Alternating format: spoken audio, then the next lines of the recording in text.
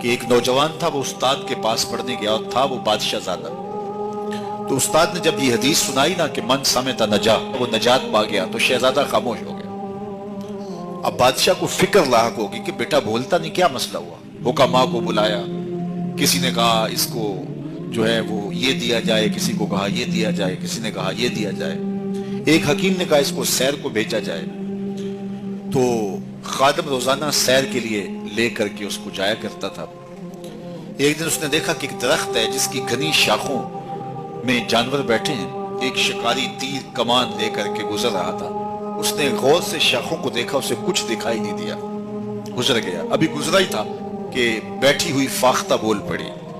تو وہ پھر پیچھے پلٹا اور غور سے دیکھا اور تاک کے تیر مارا، پھڑپھڑاتی ہوئی فاختہ نیچے آ گئی.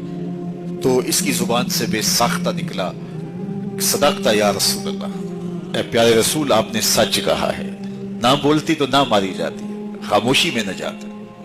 بادشاہ روز رپورٹ لیا کرتا تھا کہ بیٹے نے کچھ بات تو نہیں کی. آج بتایا خادم نے کہ یوں ماجرا ہوا ہے. بادشاہ سمجھ گیا کہ یہ تو قصداً خاموش ہوا ہوا ہے. تو اس نے جلاد کو بلایا، کہا ذرا اس کو آج الٹا لٹکاؤ نا.